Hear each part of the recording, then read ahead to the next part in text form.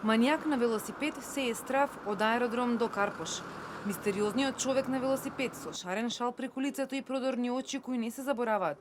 Деновиве ја пресретнал и ја преплашил нашата соговорничка на кеот на Вардар, додека трчала среде бел ден околу 13 часот.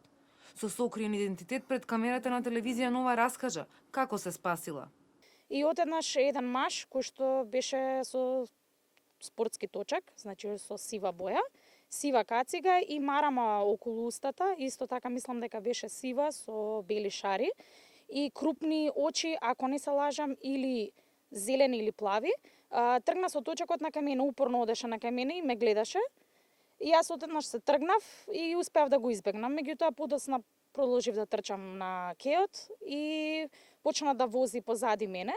Јас почувствував дека некој постојано вози зад мене, се свртев, ме погледна, меѓутоа среќа што имаше многу луѓе на кеот, па јас застанав и успеав некако да го избегнам и тој продолжи да вози. Некако ми беше нелогично околу 13 часот да шетаат мањаци на кеот на Вардар, меѓутоа секако се исплашив поради тоа што самиот поглед му беше многу страшен. Од тогаш искрено се немам симнато на кеј, немам трчано поради тоа што многу ми е страв и исто така би сакала доколку може да апелирам до надлежните органи да имаат малку повеќе надзор на кеот, бидејќи сега почнува сезоната кога луѓето излегуваат, се почесто спортуваат. И на социјалните мрежи девојки од Скопје пријавуваат дека биле нападнати од мажот на сив велосипед кој носел капа и шал. Досега сите успеале да му побегнат. Но кој се крие зад мањакот на велосипед е непознато и за полицијата, затоа што досега велат никој не пријавил. Девојките што биле жртва на сексуално вознемирување треба веднаш да го пријават случајот на телефонскиот број 192 или да ја посетат на блиската полициска станица, велат од СВР Скопје. Предупредување за мањак на велосипед деновиве осамна и низ населбата аеродром. Не се знае дали станува збор за истиот човек, но овој го опишуваат како повозрасен човек, кој бил повеќе пати виден низ парковите во населбата. Жителите со кои што разговаравме слушнале за него и велат дека за себе толку не се плашат, но децата не ги спуштаат од очи. Видов известување на вратата од влезот, инаку не сум видела.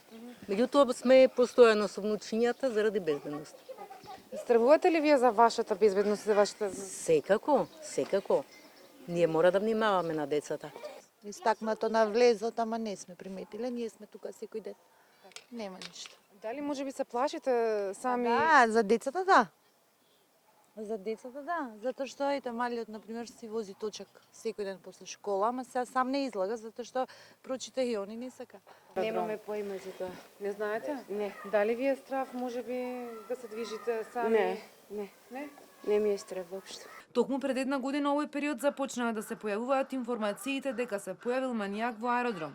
Сега повторно, со стоплување на времето, се активираа пријавите од девојки, но не само од аеродром, туку и од општина Карпош.